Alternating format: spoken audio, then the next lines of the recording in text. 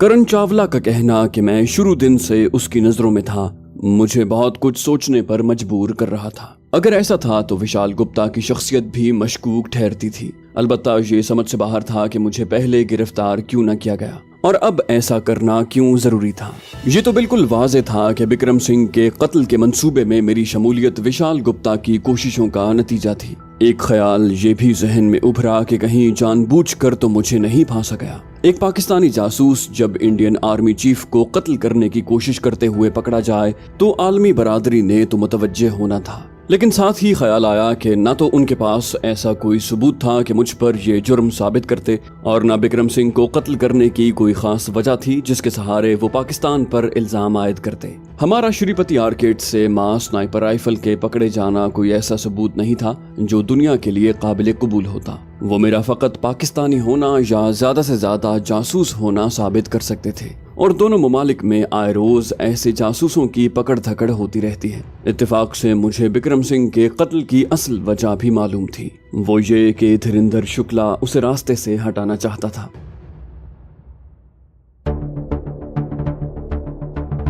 मैं और Laura brown कैद खाने में बैठे हुए थे। कदमों की चाप ने मुझे ख्यालों से निकाला। वो 3 मुसल्ला अफराद थे। लगा कि लॉरा ब्राउन का बुलावा आ गया है, मगर उन्होंने मेरे कैद खाने का दरवाजा खोला। 2 आदमियों ने हथियार ताने और तीसरा मेरे हाथ जकड़ने लगा। लॉरा उन्हें कड़ी नजरों से घूरने लगी, मगर उन्होंने लॉरा को कुछ न कहा था। मेरे सर पर स्याह निकाब डालकर बसारतों पर पर्दा डाला और कैद खाने से बाहर ले आए। मेरा ख्याल था कि सीढ़ियां चढ़नी पड़ेंगी, मगर 1-2 मोड़ घूमकर वो मजीद नीचे उतरने लगे। 12-13 सीढ़ियों के इख्तिताम पर चंद कदम हमवार फर्श पर लिए और मुझे रोक दिया। करख्त आवाज मेरी समातों में गूंजी, बैठ जाओ। साथ ही बाजुओं से पकड़कर नीचे की तरफ झटका दिया गया। मैं धप से नीचे बैठा। लोहे की कुर्सी का लम्स महसूस होते ही मैंने फुरेरी ली। यकीनन वो वक्त आ गया था जिसका अंदेशा हर जासूस के दिल में जागुजी होता है। हथकड़ी खोलकर मेरे हाथ कुर्सी के दस्ते और पांव कुर्सी के पायों से बांध दिए गए। कुर्सी के पाए जमीन में गड़े हुए थे। किसी ने नकाब खींचा। मेरी नजर सबसे पहले करन चावला की मनहूस शक्ल पर पड़ी। यकीनन बाज अच्छी सूरतों के अकब में भयानक चेहरे छुपे होते हैं। वो अच्छा खासा पुरकशिश और वजीह मर्द था, जिस्मानी लिहाज से भी मजबूत और सुडोल नजर आता था। जिस इत्मीनान से उसने लॉरा का हमला नाकाम किया था उससे साफ जाहिर था कि अच्छा लड़ाका था। दूसरे के बारे दिल में पैदा होने वाले एहसासात शक्ल सूरत और खूबसूरती और बदसूरती की तमीज से मुबर्रा होते हैं। कभी निहायत बदसूरत नजर आने वाले शख्स को देखकर इंसान की सारी थकन दूर हो जाती है और दिल में खुशी की लहरें दौड़ पड़ती हैं, जबकि निहायत खुश शक्ल और खूबरू शख्स को देखकर इंसान बेजारी, कोफ्त और तंगी महसूस करता है। उसके चेहरे से हटाकर मैंने नजरें घुमाई। दीवार पर ईजा रसानी के मुख्तलिफ आलात लटके हुए थे। छत में लोहे के मजबूत कड़े लगे थे जिनके साथ जंजीरें लटक रही थी जो कैदी को लटकाने के लिए थी। चारों तरफ सरसरी नजर दौड़ाकर मैं दोबारा उसकी तरफ मुतवज्जे हुआ। गुफ्तगू की इब्तिदा उसने यूं की गोया मेरा इंटरव्यू ले रहा हूँ। क्या हाल है जवान? मैंने संदीप चोपड़ा का निकाब उतारते हुए कहा, अल्हम्दुलिल्लाह। वो बोला, लंबी चौड़ी तफसीलात में पढ़ने की बजाय बस इतना उगल दो कि तुम्हारी इंडिया आमद का मकसद क्या है। मैंने कहा, बताने का फायदा जब तुमने यकीन ही नहीं करना। वो दोस्ताना अंदाज में मुतबस्सम हुआ, कोशिश तो करो। मैंने कहा, जाती काम से यहाँ आया हूँ, जासूसी का इरादा है ना दहशतगर्दी मकसूद है। वो मजाहिया लहजे में बोला, और जाती काम की नौयत इंडियन आर्मी चीफ का कत्ल है। मैंने कहा, अगर मैं तुम्हारी नजर में था तो यकीनन असल वजह से भी वाकिफ होगे। उसने अस्बात में सर हिला दिया, बदकिस्मती से। अलबत्ता तुम्हारे मिशन से लाइल्म हूँ। मैंने कहा, मुझे अपने दुश्मन की तलाश यहाँ खींच लाई है। उसने पूछा, कौन है? मैंने कहा, राजपाल अमेरिका कोर्स में हमारे साथ था, बाद में सरदार के हाथों वजीरिस्तान में कत्ल हुआ। अब मैंने उसी का नाम इस्तेमाल करने का फैसला किया था। उसने सवालिया अंदाज में दोहराया, राजपाल? मैंने कहानी घड़ी। श्रीकांत के साथ ये साहब भी अमेरिका कोर्स में हमारे साथ थे। बाद में अफगानिस्तान महाज पर उसकी वजह से मेरी बीवी माजूर हुई और उसे मालूम था कि पलवशा मेरी बीवी है, तभी उसने घटिया हरकत की। यकीनन बदला लेना मेरा हक है। मुझे गहरी नजरों से घूरते हुए उसने नशिस्त छोड़ी और उकूबत खाने से बाहर निकल गया। चंद मिनट के बाद वापस आकर उसने नशिस्त संभाली। कहानी अच्छी घड़ी है। मैं फीकी मुस्कुराहट से बोला, कहा था यकीन नहीं करोगे। वो तंजिया लहजे में बोला, अगर तुम्हारा ख्याल है कि राजपाल की मौत की खबर भारत सरकार तक नहीं पहुंची तो इसे सादगी के अलावा कोई नाम नहीं दे सकता। मैंने गहरे ताज्जुब का इजहार किया। राजपाल की मौत? उसने तंबीह की, जान बचाने की कोशिश में खुद को मजीद फंसा रहे हो। राजपाल का जिक्र तुम्हें उसकी मौत का जिम्मेदार ठहरा रहा है। मैंने डींग मारते हुए इरादा जाहिर किया, अगर मर चुका है तो अल्लाह पाक की कसम मेरे हाथों कत्ल नहीं हुआ, और जिंदा है तो मेरी जिंदगी की सूरत में उसकी मौत मेरे ही हाथों लिखी है। वो फलसफियाना लहजे में बोला, बरखुरदार, खाली खुली कसमों को सबूत नहीं माना जाता, बल्कि तुम्हारे मजहब में भी मुल्जिम को कसम खाने के बलबूते पर बेगुनाह तसव्वुर नहीं किया जा सकता। मैंने पूछा, कैसे यकीन आएगा? वो इत्मीनान से बोला, सच सुनकर।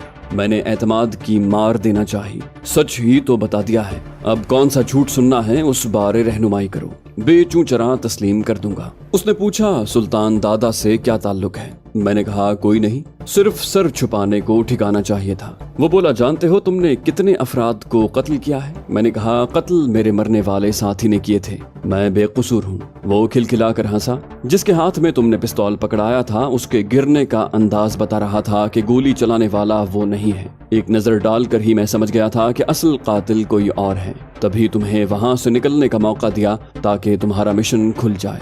मैंने कहा, आप जो भी समझे, मेरा बयान यही है कि गोली चलाने वाला मैं नहीं था। वो बोला, आम आदमी यूं दुरुस्त फायर नहीं कर सकता, ऐसा कोई पेशावर स्नाइपर ही कर सकता है, और वो तुम हो। मैंने रद्द किया, स्नाइपर मखसूस राइफल से अच्छा फायर कर सकते हैं, पिस्तौल से नहीं। वो बोला, मैं नहीं मानता कि आम मुजरिम इतने मुनज़्ज़म तरीके से एजेंसियों की आंखों में धूल झोंक सकते हैं। तुम्हें यहाँ पहले से मौजूद जासूसों की मदद हासिल थी, और बेहतर होगा तमाम जासूसों के ठिकाने उगल दो। मैंने कहा, जब जासूस पकड़ा जाता है तो क्या उसके साथी अपने ठिकानों पर टिके रहते हैं? मानीखेज मुस्कुराहट से उसने नफी में सर हिलाया, यकीनन ऐसा नहीं होता, अलबत्ता अपने कत्ल होने वाले साथियों की खबर सुनकर ठिकाने तब्दील करने की जरूरत कम ही महसूस की जाती है। मैंने सुल्तान दादा के अड्डे और उससे मुत्तसिल होटल के बारे में साफ गोई से उगल दिया। उसके साथ ही दिमाग में ममता बाजी का मासूम चेहरा लहराया और मेरा दिल बुरी तरह धड़कने लगा। यकीनन मेरे वहाँ छुपने से वो नावाकिफ नहीं थे, और अगर तफ्तीश के नाम पर वो दीदी को भी पकड़ लेते तो यकीनन उस सादा घरेलू औरत को नाकाबिले तलाफी नुकसान पहुंचा सकते थे, और उस पर ये मुसीबत मेरी वजह से टूटना थी। करण चावला बोला, तुम्हारे और गोपाल के ठिकाने तो हम जानते हैं, हमें दीपक का ठिकाना बताओ। डीनू के साथ शहीद होने वाले मुजाहिद का शनाख्ती नाम दीपक था। यकीनन उसके असल नाम से करण भी नावाकिफ था, बल्कि उसे तो डीनू का नाम भी मालूम नहीं था। अलबत्ता मेरा नाम उसे श्रीकांत से मालूम हो गया था। वो मनहूस जाने कहां से टपका था। मैंने नफी में सर हिलाया, मालूम होता तो बता देता। करण का इस्तफसार जारी था, तुम्हारे पास उनके राब्ता नंबर होंगे? मैंने बेधड़क पेशकश की, मेरे मोबाइल फोन को खंगाल सकते हो। गर्दन टेढ़ी करके उसने हाथों को आपस में मसला, तिरछी नजर से दीवार पर लटके चमड़े के हंटर को लम्हा भर घूरा और फिर गहरा सांस लेकर मेरी तरफ मुतवज्जे हो गया। तो तुमने तय कर लिया है? मैंने बेचारगी जाहिर की, तय तो तुमने करना है, मुझे तो सहना होगा। अलबत्ता दिली तौर पर मुझे इत्मीनान महसूस होने लगा था कि उसने ममता दीदी के ठिकाने का जिक्र नहीं किया था। तुम चंद मिनटों में सब कुछ उगल देते, मगर मैं बेबस हूँ। उसकी बात ने मुझे चौंका दिया था, लेकिन बेनियाजी जाहिर किए बैठा रहा। वो निशिस्त छोड़ते हुए खड़ा हुआ। गौतम दीवार के साथ खड़ा मजबूत तनोतोश का करख्त सूरत शख्स होशियार हो गया। जी सर। वो बोला, यार मेरे हाथ तो बंधे हैं, तुम ही किसी तरीके से उगलवा लेना। यही हिदायत है कि प्यार मोहब्बत से पूछना, बल्कि ये मेरी दरखास्त समझो कि इसे जिस्मानी अजियत न देना। मेरा मतलब मैं दरखास्त ही कर सकता हूँ कि तुम मेरे नहीं सरकार के मुलाजिम हो। वो मेरी तरफ मुतवज्जे हुआ। ज़ीशान साहब इजाजत चाहूंगा, और वो लंबे डग रखता हुआ बाहर निकल गया। गौतम की तेज नजरें मुझ पर गड़ी थी। नपे तुले कदम रखता हुआ वो मेरे करीब पहुंचा। पहला मुजरिम देखा है जिस पर करण साहब इतने मेहरबान नजर आ रहे हैं। मैं खामोश रहा कि उनके रवैये का सर पैर मेरी समझ से बाहर था। वो बोला, खैर ये उनका जाती मसला है, उनकी मजबूरी मेरे कदमों की जंजीर नहीं बन सकती, इसलिए हम खेल जारी रखते हैं। तुम्हारा नाम? मैं शराफत से बोला, ज़ीशान हैदर। उसने पूछा, रैंक? मैंने कहा सिपाही। उसके सवाल जारी थे। इंडिया आने का मकसद? मैंने कहा अपने दुश्मन का खात्मा। वो बरहम हुआ। दोबारा पूछ रहा हूँ, इंडिया आमद का मकसद? मैंने कहा जितनी बार पूछोगे यही जवाब मिलेगा, इसके अलावा बताने को कुछ नहीं। उसका हाथ घूमा। चटाख की आवाज से उकूबत खाना गूंज उठा। अब बताओ इंडिया क्यों आए हो? मैंने कहा बता चुका हूँ। वो बोला हकीकत तेरा बाप भी उगलेगा पुत्र। और उसने मुझे मुसलसल थप्पड़ों पर रख लिया। मैंने सख्ती से दांत भींच लिए थे, वरना खदशा था कि मेरे जबड़े उतर जाते। होंठों की अंदरूनी खाल फट गई थी और मुंह में नमकीन जायका फैल गया था। थप्पड़ों की बारिश रुकते ही मैंने खून एक तरफ थूक दिया। होंठ अंदर से फट गए थे। उसने अपने साथी को आवाज दी, सरबन जंजीर नीचे करो। जी उस्ताद जी कहकर वो एक चरखी घुमाने लगा जिसके साथ जंजीर लिपटी हुई थी। जंजीर नीचे आते ही उसने कुर्सी के हत्थों से मेरी कलाइयां आजाद करके जंजीर के हलकों में जकड़ दी। छत में जुड़े कड़े कुर्सी से हटकर जुड़े थे। मेरे पांव भी आजाद करके उन्हें ऐन कड़ों के नीचे खड़ा किया और सरबन चरखी घुमाने लगा। जल्द ही मेरे हाथ ऊपर उठ गए। गौतम ने मेरी कमीज फाड़ कर मेरा बालाई जिस्म बरहना कर दिया था। उसने काले डशकरे को आवाज दी, रवि तुम्हारी बारी। लज्जत भरे अंदाज में होंठों पर जबान फेरते हुए उसने दीवार पर टंगा चमड़े का हंटर उतारा और जोरदार अंदाज में लहराया। शराब शराब की भयानक आवाज ने मुझे आने वाले पुरअज़ियत लम्हात की आगाही दी, लेकिन वो अजाब मुकद्दर में था। मुझे जरा भी यकीन होता कि असल बात उगल कर मैं अपना चमड़ा उधड़ने से बचा सकूंगा तो बता देता, मगर ये खाम ख्याली थी, बल्कि उल्टा मुझे जान के लाले पड़ सकते थे। रवि के हंटर पकड़ने का अंदाज वाज़े कर रहा था कि वो इस मैदान का खिलाड़ी था। गौतम बोला, इंतजार किस बात का है? ये सुनते ही उसने चंद कदम दूर से हाथ लहरा कर मेरी तरफ झटका। अजियत की शदीद लहर उठी। कोशिश के बावजूद मैं अपनी कराह नहीं रोक सका था। हंटर की रसाई पीठ के साथ पेट के कुछ हिस्से तक पहुंची थी। अकब का तो मालूम नहीं, अलबत्ता पेट पर गहरे सुर्ख रंग की लकीर सब्त हो गई थी। लगता था किसी ने खंजर की नोक से लकीर खींचकर अंदर सुर्ख मिर्चें भर दी हों। रवि का हाथ तसलसल से चलने लगा। जालिम के अंदाज से महसूस हो रहा था मुझसे पुरानी दुश्मनी है। मैंने सख्ती से होंठ भींचे हुए थे, लेकिन रह रह कर सिसकी और कराहें होंठों से फिसल जाती थीं। चंद मिनटों में मेरे पेट पर भी कोड़े लगने के निशान जो सुर्ख लकीरों की तरह जाहिर होते हैं फैल गए और उनसे हल्का हल्का खून रिसने लगा था। पीठ का तो जाने क्या हाल था, और फिर दर्द से बेहाल होकर मेरी आंखें बंद हो गईं। लेकिन मदहोशी का ये वक्फा बहुत मुख्तसर था। एकदम लगा पीठ पर तेजाब फेंका गया हो। दर्द भरी कराह से मेरी आंख खुली। वो मेरी पीठ पर नमक फेंक रहे थे। जख्मों में पहले मिर्चें भरी थीं, अब नमक ने तकलीफ को ज्यादा कर दिया था। गौतम ने सामने आकर पुरसुकून अंदाज में पूछा, कुछ याद आया? होंठ भींचे हुए मैं नाक से गहरे सांस ले रहा था। वो बोला, जवान याद रहे, सब कुछ उगलना पड़ेगा। इससे पहले तुम्हें मरने की इजाजत भी नहीं होगी, तो बेहतर है अजियतें झेलने के बगैर ही सब कुछ बक दो। मैं कराहते हुए बोला, तुम सिर्फ अजियत रसानी का शौक पूरा कर रहे हो। वो इत्मीनान से बोला, तुम्हें झुठला नहीं सकता, अलबत्ता सच बता दो तो थोड़े पर ही इक्तिफा कर लेंगे। जरूरी तो नहीं कि हमेशा नशा पूरा हो। मैंने बेबसी जाहिर की, सच झूठ की पहचान कैसे होगी? वो बोला, इतना तजुर्बा तो रखते हैं बालक। मैंने कहा, सच तो बता चुका हूँ जो तुम मान ही नहीं रहे। वो अपने साथियों को मुखातिब हुआ, भाइयों अब तक रस्सी ही नहीं जली तो बल क्या देखूं? सरबन जहर खंद हुआ, रस्सी जले न जले बल जरूर निकलेंगे। गौतम ने दावत दी, तो तुम्हारी बारी। वो अलमारी की तरफ बढ़ा। वापसी पर हाथ में लोहे का गोला था जिसके साथ 2-3 फुट जंजीर जड़ी थी। जंजीर के सिरे पर हल्का बना था। उसने रवि को आवाज दी, बंदिश ढीली करो, और इंतजार किए बगैर मेरे बालों से पकड़कर बेदर्दी से नीचे झुका दिया। जब तक जंजीर ढीली न हुई वो बालों को झटके देता रहा। रवि ने बस इतनी ही जंजीर खोली थी कि मैं बमुश्किल रुकू के बल झुक सका था। मेरे हाथ अब तक उठे हुए थे। सरबन ने फौलादी हल्का मेरे गले में डालकर कुफल कर दिया। अब मैं सीधा खड़ा नहीं हो सकता था कि गर्दन में वजनी हल्का बंधा था, और नीचे भी नहीं बैठ सकता था कि हाथ सख्ती से छत के कड़ों में जकड़े थे। सरबन दोबारा अलमारी की तरफ बढ़ा और एक मजबूत प्लास्टिक का लंबूतरा थैला ले आया जिसके पैंदे में चौकोर धात जड़ी थी। मेरे सर पर थैले का खुला सिरा चढ़ाया और तस्मे खींचकर हवा की आमदरफ्त रोक दी। सोचा थैले में मौजूद हवा जल्दी ही खत्म हो जाएगी और फिर मेरा सांस घुटने लगेगा। ये अजियत भी कम दर्जे नहीं थी, मगर वो जालिम कुछ और सोचे हुए थे। उसने धाती पैंदे में बिजली की तार जोड़ी और प्लग लगा दिया। पैंदे में प्लास्टिक के साथ जुड़ी जंजीर खोलकर उसने 3 गोलियां अंदर फेंकी और जंजीर चढ़ा दी। 2-3 लम्हों बाद ही गोलियों से हल्का हल्का धुआं उठने लगा। तब इंकिशाफ हुआ कि वो आंसू गैस पैदा करने वाली गोलियां थी। मुख्तलिफ आर्मी कोर्सों के दौरान हमें कीमियाई माहौल का इदराक करवाने को गैस चैम्बर से भी वास्ता पड़ता था, जहां यही गोलियां जलाकर कीमियाई गैस की तबाहकारी के बारे समझाया जाता था। मगर वहां ये 1-2 मिनट का खेल हुआ करता था। पहले तो मैंने सांस रोक कर 2-3 लम्हे अजियत को डाला, मगर कब तक सांस रोक पाता। गोलियां तेजी से धुआं उगल रही थी। मोमी थैले में गुंजाइश भी कम थी, इसलिए धुआं गहरा होता जा रहा था। जो ही मैं सांस लेने पर मजबूर हुआ, मेरे तनफ्फुस की नाली में मिर्चें भर गई थी। आंखें बंद करने के बावजूद आंसू तसलसल से बहने लगे, जबकि नाक से पानी बह निकला।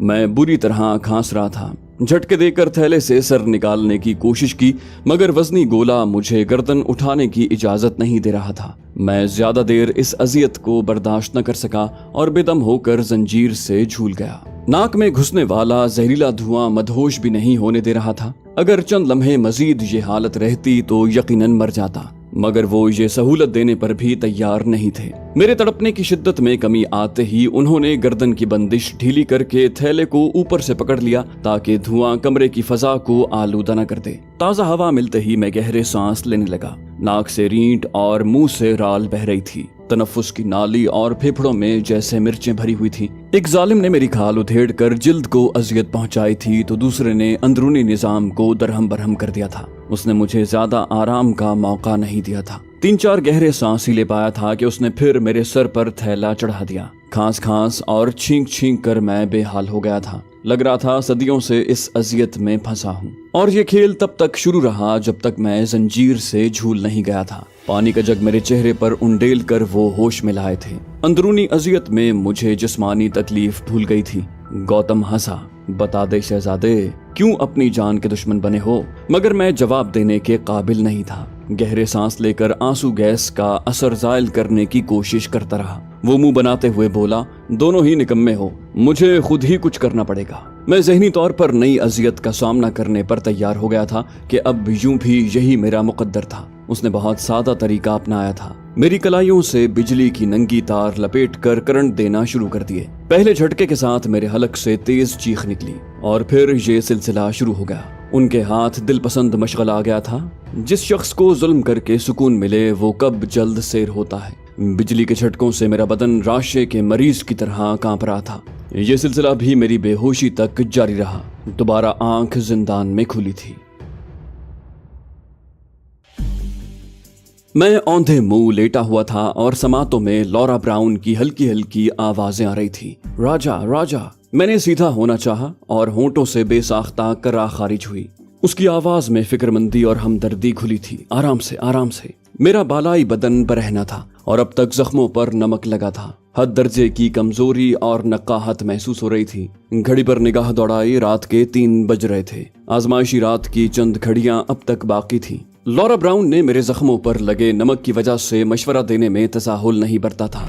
बोली, नहा लो। अच्छी खासी गर्मी थी। बल्ब की पीली रोशनी माहौल को मजीद पुरस्कार बना रही थी। मुझे उसका मशवरा मुनासिब लगा था। मैं दीवार के सहारे खड़ा हुआ और आहिस्ता रवीज से बैतुल खला की तरफ बढ़ गया। 3 मुरब्बा फुट के बैतुल खला के कोने में कमोड लगा था, साथ ही लोटा रखा था। पतलून और जेर जामा उतार कर मैंने दीवार पर रखा और पानी का लोटा भर कर जिस्म पर बहा दिया। अजियत की ताजा लहर जिस्म में दौड़ गई थी। मैं दर्द को खातिर मिलाए बगैर लोटे भर भर कर जिस्म पर बहाता रहा। नहाने से तबीयत काफी संभल गई थी। मैं पतलून पहन कर बाहर निकल आया। मेरे बैठते ही लॉरा ने जबान खोली। मुझे नहीं लगता कि ये इंसान है। नफरत की दावेदार मेरी हालत देखते ही हमदर्दी करने लगी थी। मैं फीकी मुस्कुराहट से बोला, अच्छा हुआ तुम्हें तो सुकून पहुंचा। उसने सफाई दी, इतनी जालिम नहीं हूँ। मैंने कहा, मैं तो बारी भुगता चुका हूँ, लगता है अगली बारी तुम्हारी है। वो बोली, लावारिस नहीं हूँ कि तशद्दुद का निशाना बनाएंगे। बज़ाहिर उसने बेपरवाही जाहिर की थी, मगर उसका लहजा एतमाद से खाली था।